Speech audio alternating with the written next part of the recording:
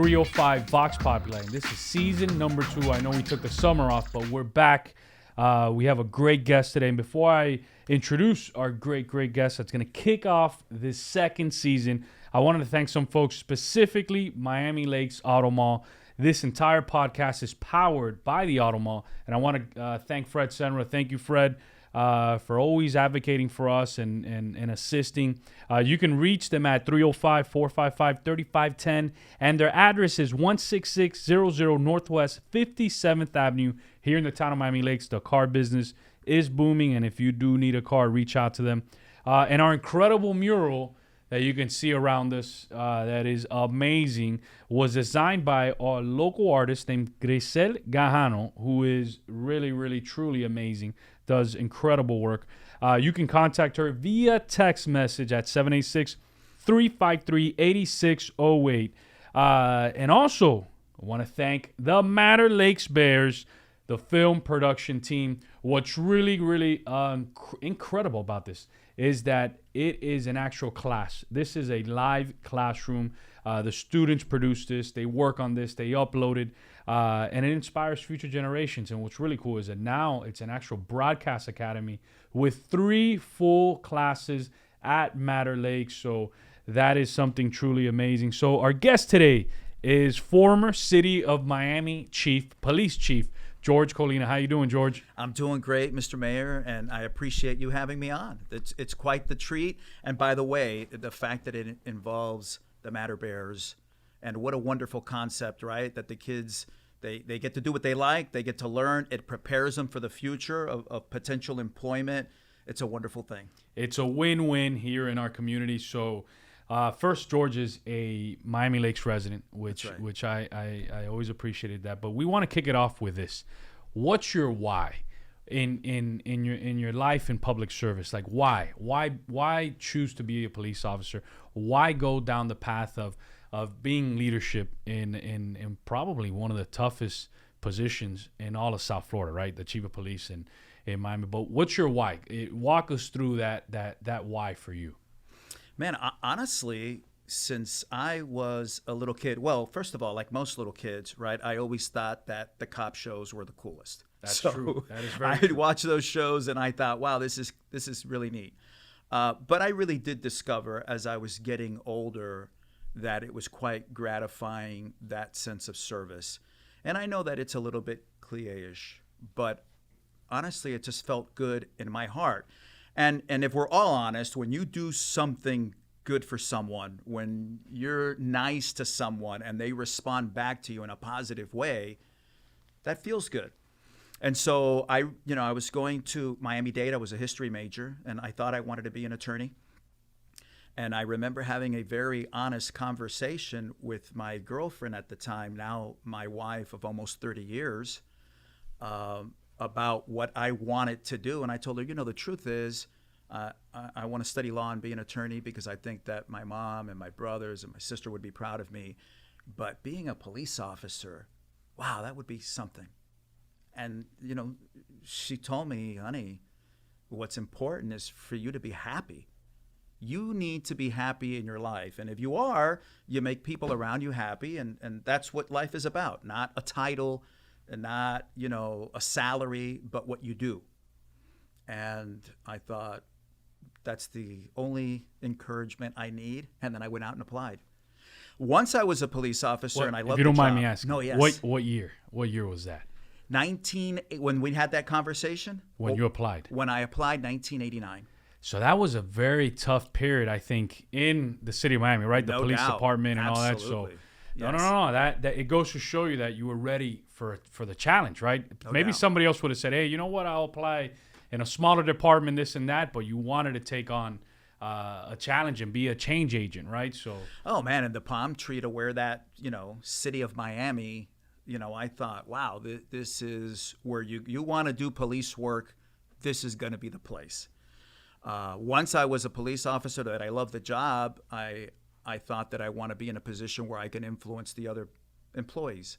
So I wanted to be a police sergeant because I thought I can take my crew of officers and remind them constantly of why you became a public servant. It's easy in this job to become cynical and get jaded from what you see every day. And I wanted to be the person to remind them, hey, remember why you wanted to be an officer? You remember how good that feels? And then, Mr. Mayor, after that, it was just kind of climbing the ladder and potentially having more influence over more people in a positive way. And thankfully, God really blessed me that way and put me in a position where I can move up the ranks. No, that's really amazing. And moving up the ranks to become chief, 1,800 people that you're overseeing. I mean, how does that feel? How do you wake up and you say, well, now you're the chief. You're responsible for not only 1,800 people, but the safety of an entire community, one of the most important cities in the United States. I mean, how does that feel? Because those types of leadership positions, that type of energy, but also that type of pressure, because you got to perform. You got 1,800 people looking at you to lead. You got an entire city, close to 500,000 people that you need to make sure the streets are safe, that our kids are safe. I mean, talk about that aspect of it. It was, I'll be honest, it was a burden. A burden in the pressure that I felt. So, and I'll explain a little bit. The idea of becoming the chief of police was, it was important to me.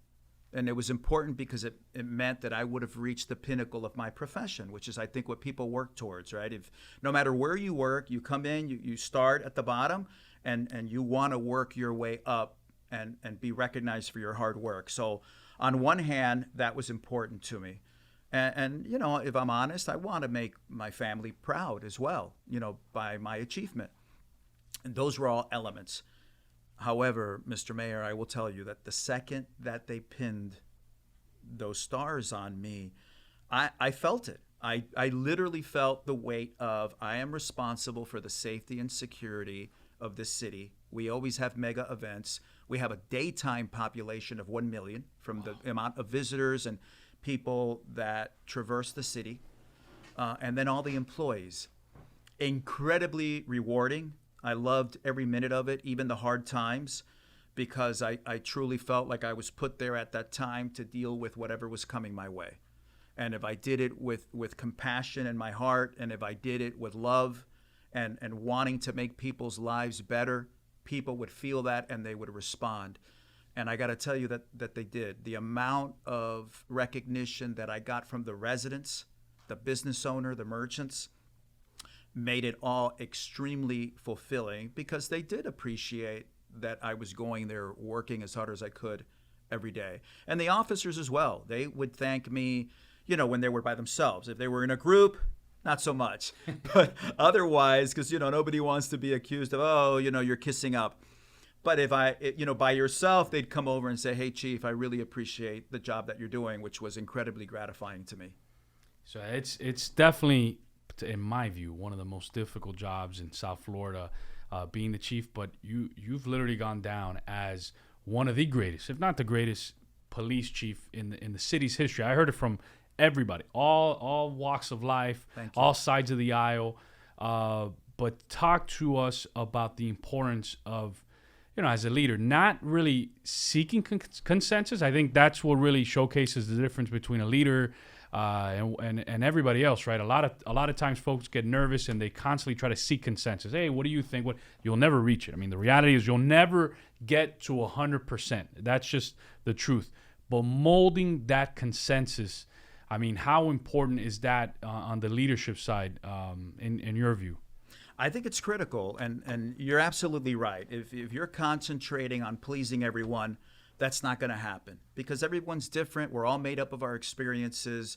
Our experiences dictate what our thought process is, and there's just really not a scenario when you're dealing with more than just a few people that everyone is going to agree. And so for me, I think that as long as you're sincere in what you're doing, as long as you're making what you legitimately believe is the best decision, then when you go to bed at night and you lay down with your own thoughts, you're satisfied, because I have truly done the best I can and made the best decision that I feel is right for the city of Miami. When you start trying to make decisions based on who you think you're going to please, you're going to fail because it's not a sincere decision. If you were tasked, if your charge is protect the citizens of the city of Miami, then make the decisions that are best for those people. So I would try. I didn't always succeed, but I would try. If I had a big decision in front of me, I would think, first of all, what is best for the city of Miami as a whole? Before I make this decision, let me consider that. What's best for the city of Miami as a whole? Secondly, what's best for the department as a whole? But first, I have to think about the city because that's who I'm representing.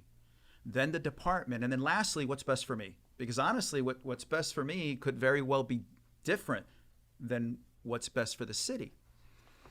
You know, it didn't always work out that way because we're flawed. And sometimes I think I'm making the decision that's best for someone else, and it was really what was easier for me. But the vast majority of the time, I really did feel like I was thinking in those terms. And I think people see that. When they see that you're sincere in what you're wanting to do and how you do it and how you go about it, and that you have the best intentions in your heart, people accept your decisions. Whether they agree or they don't, they accept them. And then they cut you some slack, too, if you didn't get it right. That's true.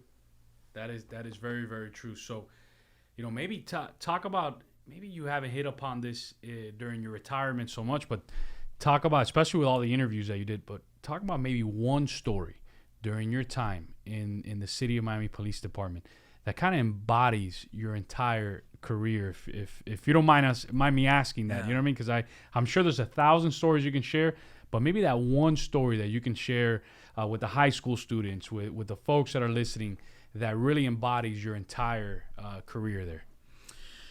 Gosh, there is a lot. But there is one moment where I certainly thought that, first of all, it filled my heart. We were at the height of COVID, and it's an extremely difficult time for the police because you have to come to work. There is no, I'm going to work remotely, and there is no, I'm going to maintain social distancing. And most people don't know, you know, what is this disease cause, and what's real and what isn't. And I don't know what to believe on the news or on social media, and it was stressful. And we saw that a lot of people weren't coming to work. And so I asked the officers, I did a video that I shared with them, and I asked them, these are stressful times for everyone, and it's going to bring people a certain sense of normalcy if they see you out in the street. Some people are afraid. They can't really articulate why they're afraid, but they feel a certain amount of anxiety. Seeing you will make them feel better. So please come to work. And this was the message that I sent the department. Mr. Mayor, we had less people calling out sick during that time than we would during any other time.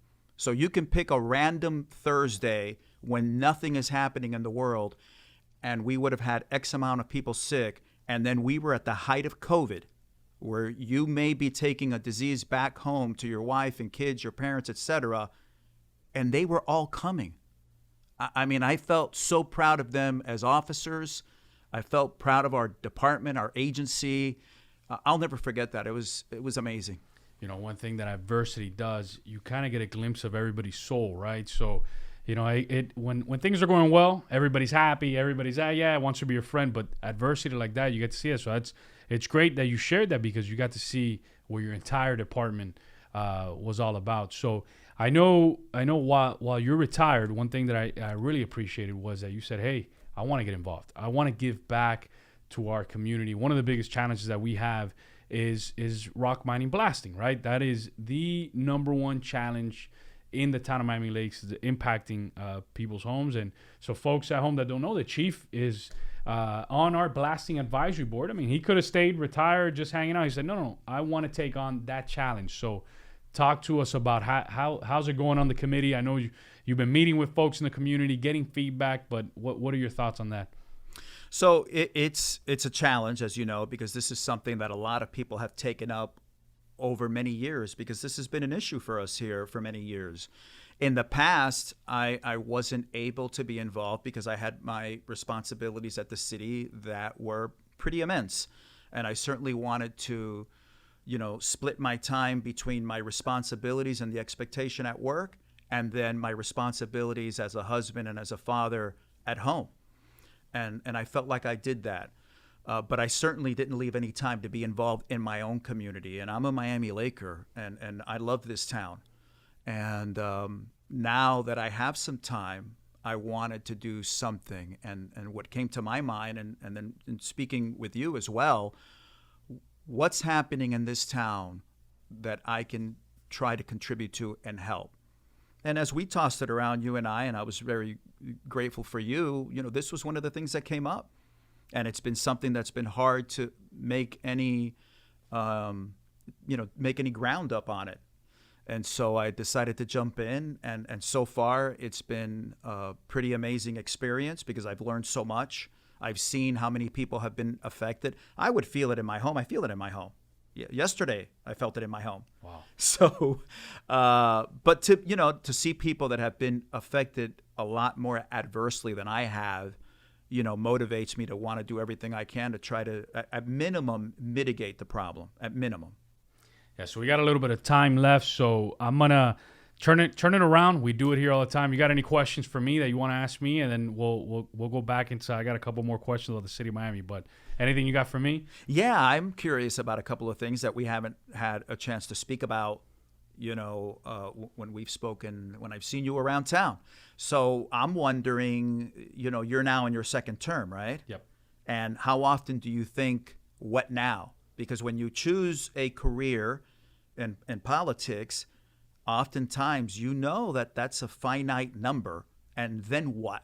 So what's your, and you asked me what was my why, what is your, and then what? That is a great question. So I know that I'm termed out in November 2024, right?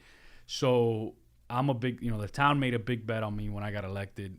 It was a 180 to what was happening here in the first 16 years. So I felt, hey, we got to leave this community in better hands going forward. Not only plans for 5 years, no, 5, 10, 15, 20, and we're doing that, and it's getting there. So we're heading in the right path, the path that's, without question.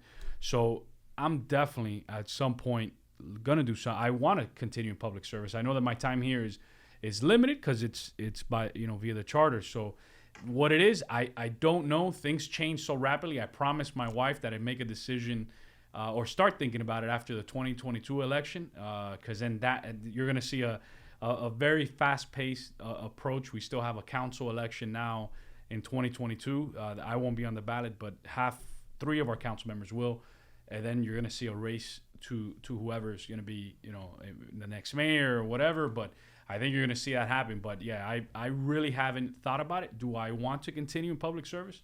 Undoubtedly. I spent 7 years in the legislature. When I finish here, I'll be close to 12 years here, so it'll be 19 years of my life dedicated to public service in a policy-making capacity. So I enjoy it. I love it. And it feels good, right? It does, because you wake up every day and you have an opportunity to do something great. It's kind of like like you being the police chief. Wake up every day, going to work. There's major challenges, right? There's things that change every day, but you have that chance to impact somebody's life in a positive way, even if it's one person. Absolutely, right? In a profound way as well, right? I mean, I'll give you an example. I was hesitant about getting the COVID vaccine, right? I was one of the elected officials that got it pretty late. I got it about 3 weeks ago. But when I got it, it made national news. It was on the Wall Street Journal. It was AP. But when I saw why I need to share my story, the other day I walked into Shooters. I had a gentleman that came up to me and says, Mayor, I just want to let you know I got the vaccine because of you. Wow. Because and I've had a couple other folks email me, tell me the same thing. And that's what's cool about, being in public service or a position of leadership, be the chief or the mayor, is that people watch us and people trust us. And I think that type of trust is so, so important. But yeah, I won't be thinking about it till after 2022, and then I'm sure. But I could tell you, I'll definitely be doing something, whatever it is, because I love policy making. Yeah. And is there something, kind of similar, like you asked me, is there one thing that you like to tout? Is there one thing that, whether it made the news or it didn't, something that you felt like, man, no matter what happens in my career from here on out, this is going to be something that I'm going to remember for a long time. I'm going to be able to speak to my kids about. Is there something like that for you? Look, when I made the decision, when I ran for council, it was a very difficult election. I ran up against everybody. Everybody thought I was going to lose. I knocked on 6,000 doors. We won. It was a close race, but we won. But when I decided to run for mayor, everybody's like, "You're crazy. Why would you be running for mayor if you're going to get another term? Nobody's going to run against you. Stay on the council. Take the easy route." And I was like, "Look, if you have an opportunity to affect change, to change the culture in an organization, even an organization, we're not that big, we're 33,000 residents, but if you have that opportunity and you think you can do it, you got to take the chance. Give it a shot." And that's where I made the decision. I prayed about it. I talked to my wife. They were like, "You know what? You're right. We're behind you. Let's do it. It's not going to be easy." But I think that lesson, and it's interesting because when I got in, when all the polls, people started polling, because there was 4 of us at the time. There was the founding mayor is Wayne Slane, who's a great friend of mine. There was the current mayor, who was there, Pizzi, was on the ballot as well. Cesar Mestre, who was the interim mayor. And Cesar and I talk all the time. He's a great friend of mine. And then there was me, a council member. So when people were running the polls, I was always, at the beginning, I was in 4th. But it wasn't a far 4th. So I said, where people... You were pacing yourself in the race. Exactly. where some folks saw it as, wait a second, he's at a disadvantage. I was like, wait a second. These guys, they're not even over 30%. I've never been mayor, and I'm right behind. I go, there's a chance. Yeah, we're going to work this hard. So what happened was we kept working. The polls started changing. Things started changing. By the end of the election, I won by the largest margin in town history. And I raised the most money in town history. We won, and I ended up being the first mayor that won unopposed. But that all happened because I took risks. I betted on myself. I prayed about it, talked to my wife, and taking that risk has led to where we're at today as a community. But if that doesn't happen, if you don't believe in yourself, if you don't believe in what you're doing and your vision, you'll never move forward because you're always going to question. As human beings, it's normal, right? That we're like, man, should I have done that? Shouldn't I have? Maybe I shouldn't have ran, And I was like, God gives us all these abilities, these gifts, and we have to put them out there, So we did it, and that was, to me, that was one of the lessons, because we've done a lot in the last several years, but that was the biggest one. If that decision would have never happened, everything that we've done today, that would have never occurred.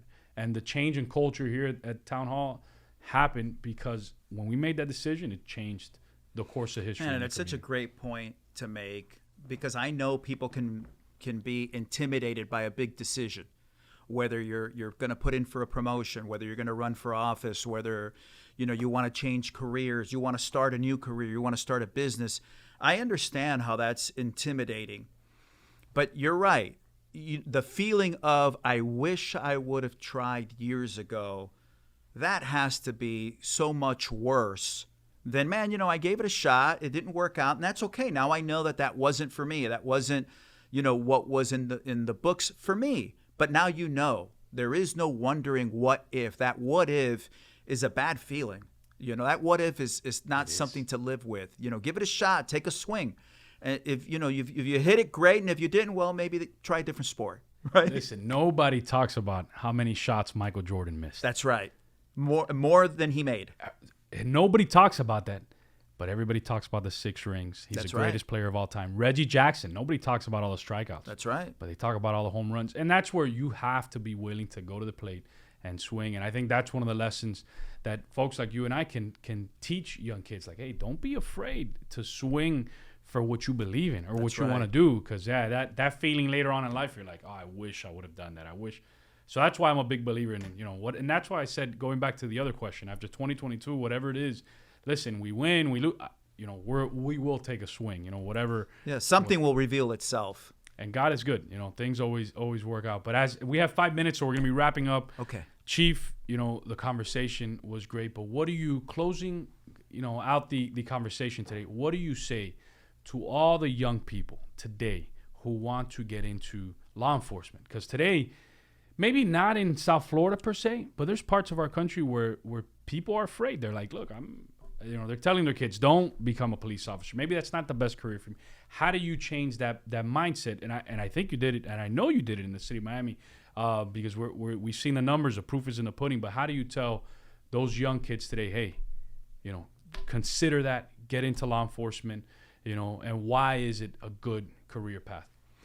Well, the first thing I would say is if it's in your heart, right? If this is really a profession, you don't choose it; it chooses you. It's something that's inside you, and it calls you. You're drawn to it, and you should listen to that inside voice of what it's telling you, and don't be afraid to lead, right? So even if right now there is resentment that exists towards the police because of some of these negative incidents that have occurred across the country that have been so highlighted, and many of them rightfully so. But that doesn't speak to the vast majority of the people that wear the uniform and that they go out and they serve. And if you have service in your heart, man, you need to consider the profession.